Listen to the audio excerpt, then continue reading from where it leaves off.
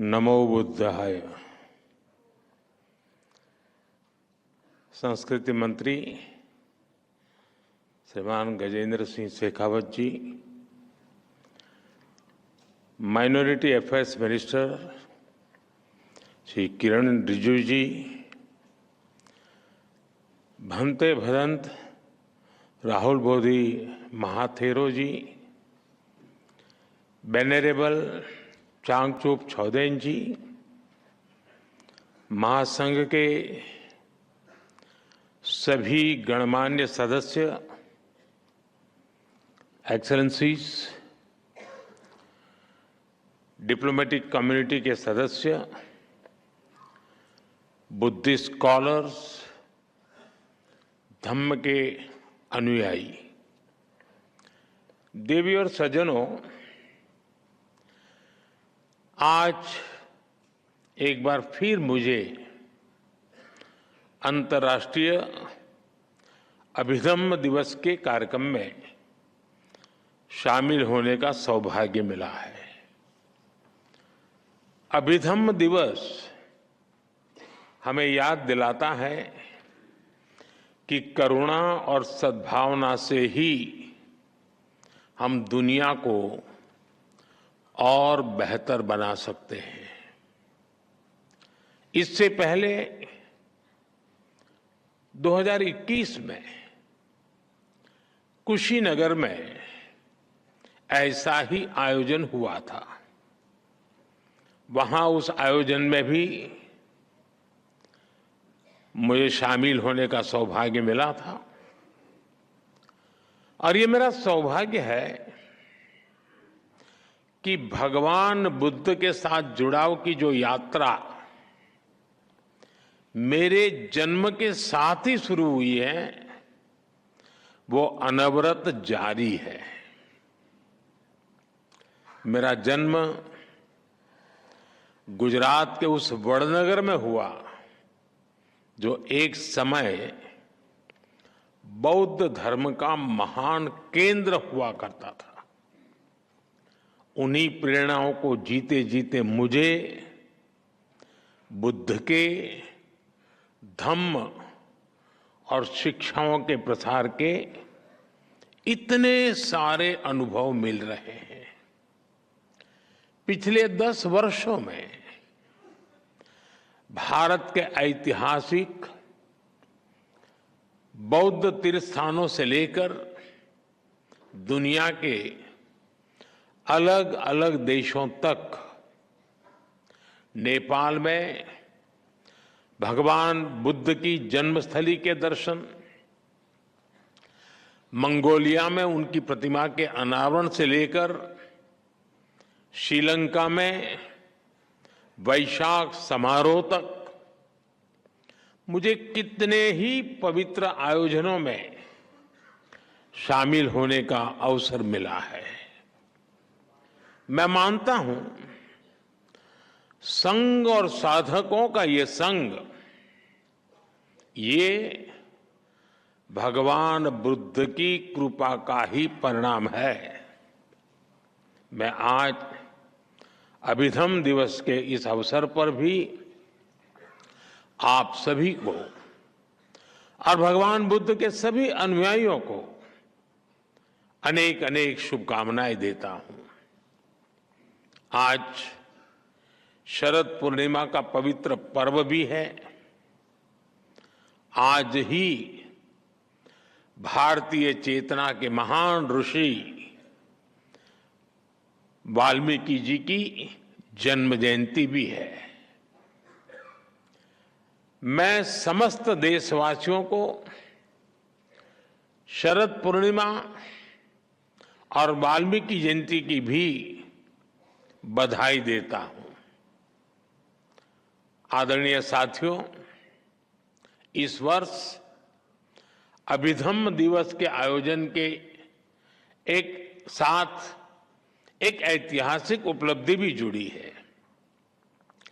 भगवान बुद्ध के अभिधम्म, उनकी वाणी, उनकी शिक्षाएं जिस पाली भाषा में ये विरासत विश्व को मिली है, इसी महीने भारत सरकार ने उसे क्लासिकल लैंग्वेज, शास्त्रीय भाषा का दर्जा दिया है। और इसलिए आज ये अवसर और भी खास हो जाता है। पाली भाषा को क्लासिकल लैंग्वेज का ये दर्जा, शास्त्रीय भाषा का ये दर्जा, पाली भाषा का ये सम्मान भगवान बुद्ध की महान विरासत का सम्मान है। आप सभी जानते हैं, अभिधम्म धम्म के निहित है। धम्म को, उसके मूल भाव को समझने के लिए पाली भाषा का ज्ञान आवश्यक है। धम्म यानी बुद्ध के संदेश, बुद्ध के सिद्धांत। धम्म यानी मानव के अस्तित्व से जुड़े सवालों का समाधान। धम्म यानी मानव मात्र के लिए शांति का मार्ग। धम्म यानी बुद्ध की सर्वकालिक शिक्षाएं। और धम्म यानी समूची मानवता के कल्याण का अटल आश्वासन। पूरा विश्व भगवान बुद्ध के धम्म से प्रकाश लेता रहा है। लेकिन साथियों, दुर्भाग्य से पाली जैसी प्राचीन भाषा, जिसमें भगवान बुद्ध की मूल वाणी है, वो आज सामान्य प्रयोग में नहीं है। भाषा केवल संवाद का माध्यम भर नहीं होती। भाषा सभ्यता और संस्कृति की आत्मा होती है। हर भाषा से उसके मूल भाव जुड़े होते हैं। इसलिए भगवान बुद्ध की वाणी को उसके मूल भाव के साथ जीवंत रखने के लिए पाली को जीवंत रखना, ये हम सबकी जिम्मेदारी है।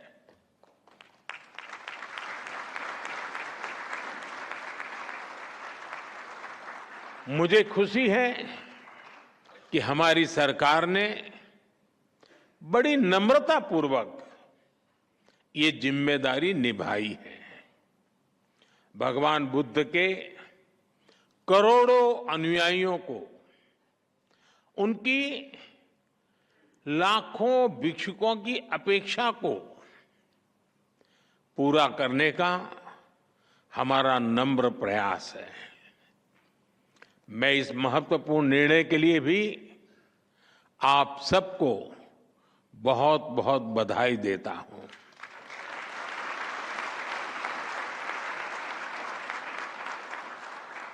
आदरणीय साथियों,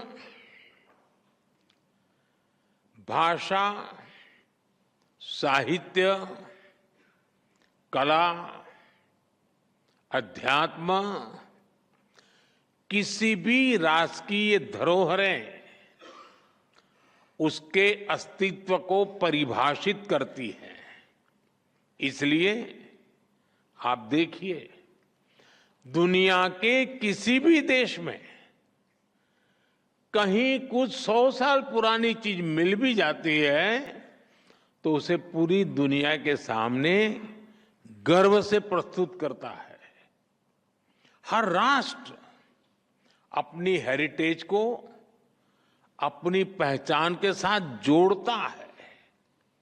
लेकिन दुर्भाग्य से भारत इस दिशा में काफी पीछे छूट गया था।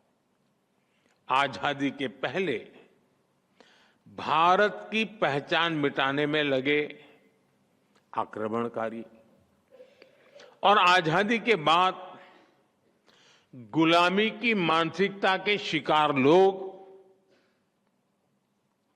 भारत में एक ऐसे इकोसिस्टम का कब्जा हो गया था जिसने हमें उल्टी दिशा में धकेलने के लिए काम किया। जो बुद्ध भारत की आत्मा में बसे हैं, आजादी के समय बुद्ध के जिन प्रतीकों को भारत के प्रतीक चिन्हों के तौर पर अंगीकार किया गया, बाद के दशकों में उन्हीं बुद्ध को भूलते चले गए। पाली भाषा को सही स्थान मिलने में 7 दशक ऐसे ही नहीं लगे। लेकिन साथियों, देश अब उस हीन भावना से मुक्त होकर आत्मसम्मान, आत्मविश्वास, आत्मगौरव के साथ आगे बढ़ रहा है। देश इसी बदौलत बड़े फैसले कर रहा है। इसलिए आज एक और पाली भाषा को शास्त्रीय भाषा, क्लासिकल लैंग्वेज का दर्जा मिलता है, तो साथ ही यही सम्मान मराठी भाषा को भी मिलता है।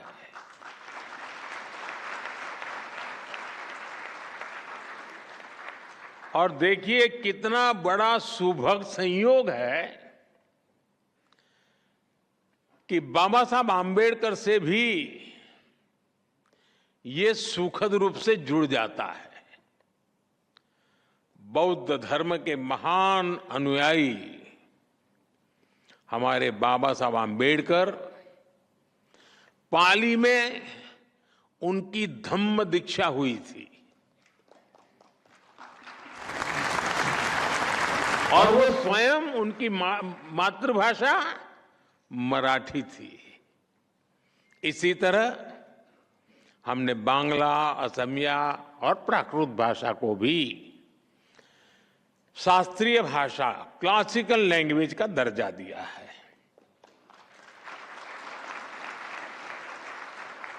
साथियों, भारत की ये भाषाएं ही हमारी विविधता को पोषित करती है। अतीत में हमारी हर भाषा ने राष्ट्र निर्माण में अहम भूमिका निभाई है। आज देश ने जो नई राष्ट्रीय शिक्षा नीति अपनाई है, वो भी इन भाषाओं के संरक्षण का माध्यम बन रही है। देश के युवाओं को जब से मातृभाषा में पढ़ाई का विकल्प मिला है, मातृभाषाएं और ज्यादा मजबूत हो रही है। साथियों, हमने अपने संकल्पों को पूरा करने के लिए लाल किले से पंच प्राण का विजन देश के सामने रखा है। पंच प्राण यानी विकसित भारत का निर्माण, गुलामी की मानसिकता से मुक्ति, देश की एकता, कर्तव्यों का पालन और अपनी विरासत पर गर्व।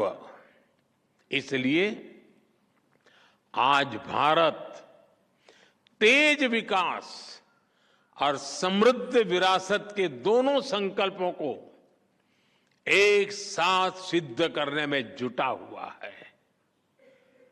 भगवान बुद्ध से जुड़ी विरासत का संरक्षण इस अभियान की प्राथमिकता है।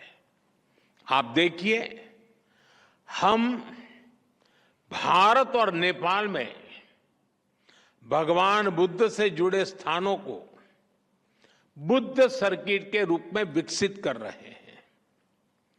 कुशीनगर में इंटरनेशनल एयरपोर्ट भी शुरू किया गया है। लुम्बिनी में India international centre for Buddhist culture and heritage का निर्माण हो रहा है। लुम्बिनी में ही बुद्धिस्ट यूनिवर्सिटी में हमने डॉक्टर बाबा साहब Ambedkar chair for Buddhist studies की स्थापना भी की है।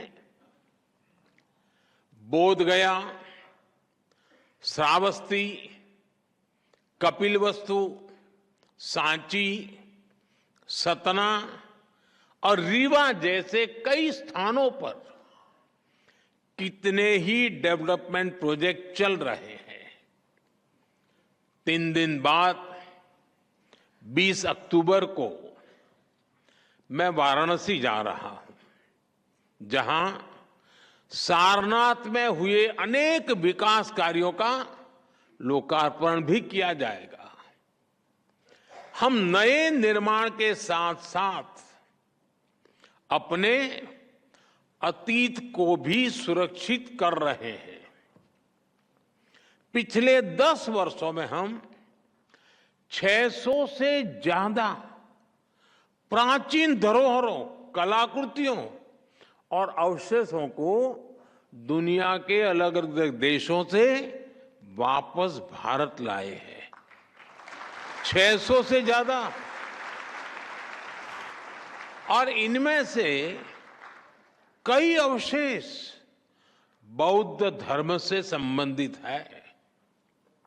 यानी बुद्ध की विरासत के पुनर्जागरण में भारत अपनी संस्कृति और सभ्यता को नए सिरे से प्रस्तुत कर रहा है। आदरणीय साथियों, भारत की बुद्ध में आस्था केवल अपने लिए ही नहीं, बल्कि पूरी मानवता की सेवा का मार्ग है। दुनिया के देश जो भी बुद्ध को जानने और मानने वाले लोग हैं, उन्हें हम इस मिशन में एक साथ ला रहे हैं। मुझे खुशी है, दुनिया के कई देशों में इस दिशा में सार्थक प्रयास भी किए जा रहे हैं। म्यांमार, श्रीलंका, थाईलैंड समेत कई देशों में पाली भाषा में टीकाएं संकलित की जा रही है। भारत में भी हम ऐसे प्रयासों को तेज कर रहे हैं। पारंपरिक तरीकों के साथ साथ हम पाली को ऑनलाइन प्लेटफॉर्म्स, डिजिटल आर्काइव्स और ऐप्स के जरिए भी प्रमोट करने की तरफ आगे बढ़ रहे हैं।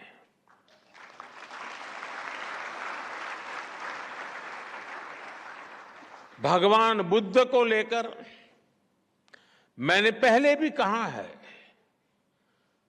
बुद्ध बोध भी है और बुद्ध शोध भी है। इसलिए हम भगवान बुद्ध को जानने के लिए आंतरिक और एकेडमिक दोनों तरह की रिसर्च पर जोर दे रहे हैं। और मुझे खुशी है कि इसमें हमारे संघ, हमारे बौद्ध संस्थान, हमारे भिक्षुगण इस दिशा में युवाओं का मार्गदर्शन कर रहे हैं। आदरणीय साथियों, 21वीं सदी का ये समय आज विश्व की जियो पॉलिटिकल परिस्थिति आज एक बार फिर विश्व कई अस्थिरताओं और आशंकाओं से घिरा है। ऐसे में बुद्ध न केवल प्रासंगिक है बल्कि अपरिहार्य भी बन चुके हैं।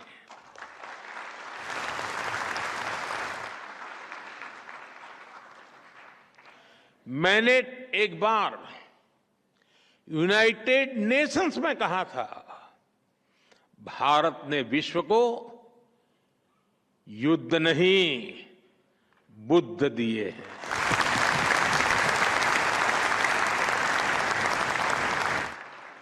और आज मैं बड़े विश्वास से कहता हूं, पूरे विश्व को युद्ध में नहीं बुद्ध में ही समाधान मिलेंगे।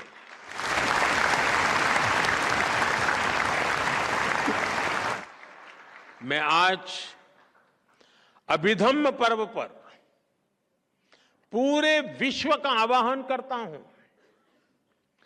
बुद्ध से सीखिए, युद्ध को दूर करिए, शांति का पथ प्रशस्त करिए, क्योंकि बुद्ध कहते हैं नत्थि संति परम सुखम,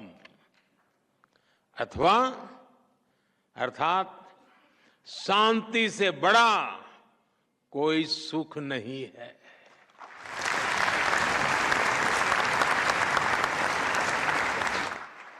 भगवान बुद्ध कहते हैं नहीं वैरेन वैरानी सम्मंतिद कुदाचनम अवैरेन च सम्मंति एस धम्मो सनंततो।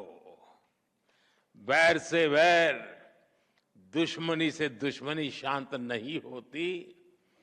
वैर अवैर से, मानवीय उदारता से खत्म होता है।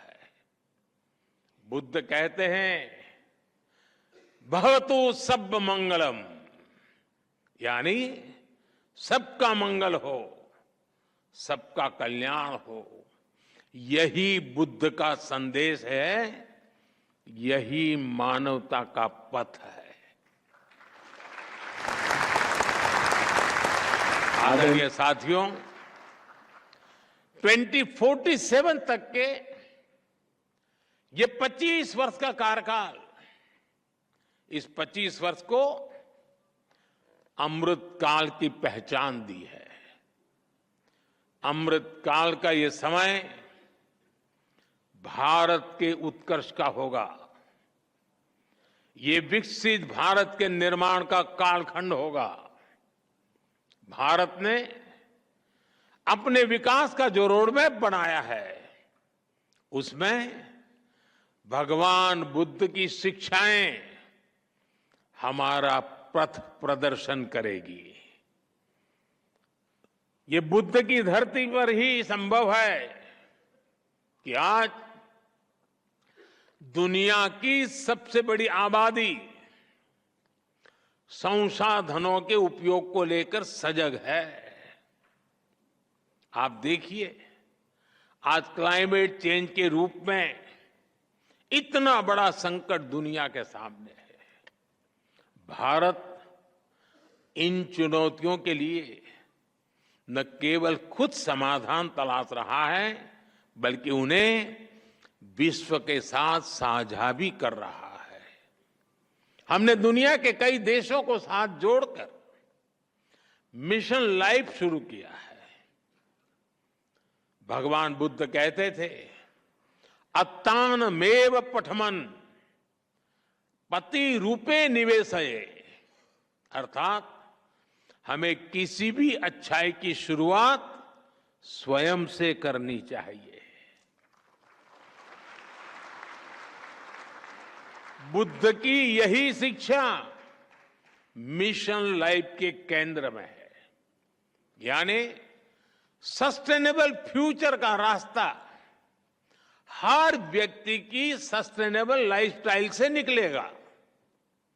भारत ने जब दुनिया को इंटरनेशनल सोलर अलायंस जैसा मंच दिया, भारत ने जब G20 की अपनी अध्यक्षता में ग्लोबल बायोफ्यूल अलायंस का गठन किया, भारत ने जब one sun one world one grid का विजन दिया, तो उसमें बुद्ध के विचारों का ही प्रतिबिंब दिखता है।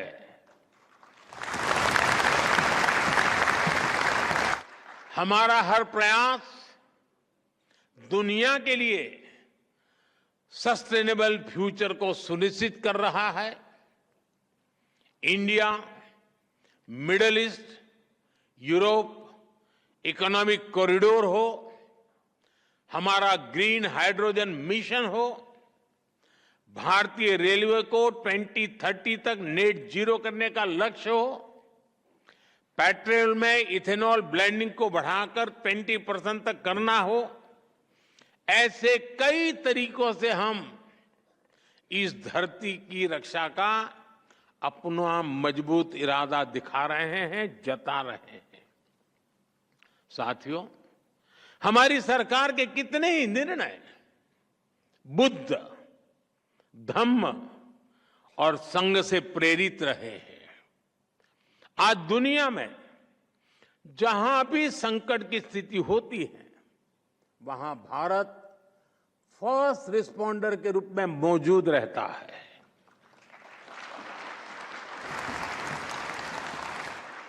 यह बुद्ध के करुणा के सिद्धांत का ही विस्तार है।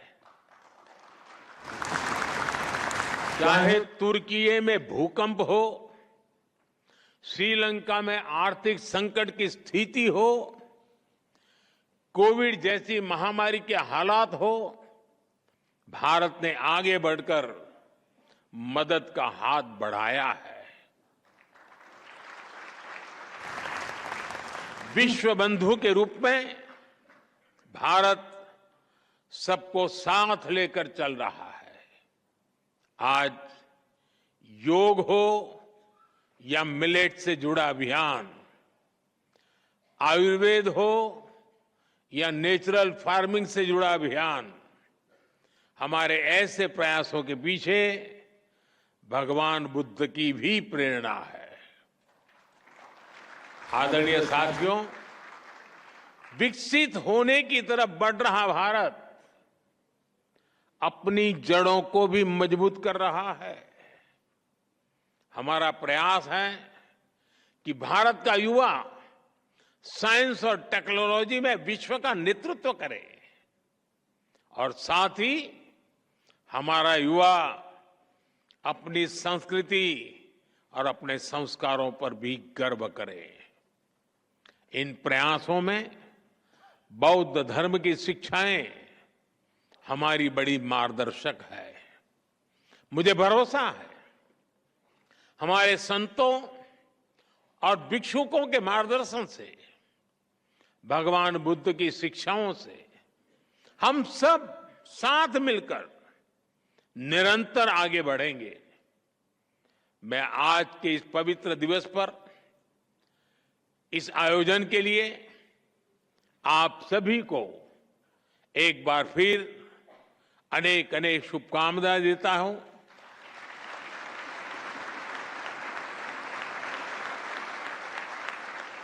और पाली भाषा शास्त्रीय भाषा बनने के गौरव के साथ साथ उस भाषा के संरक्षण संवर्धन के लिए हम सबकी एक सामूहिक जिम्मेवारी भी बनता है। उस संकल्प को हम लें, उसे पूरा करने का प्रयास करें। यही अपेक्षाओं के साथ मैं फिर एक बार आप सबका बहुत बहुत धन्यवाद करता हूं। नमो बुद्धाय।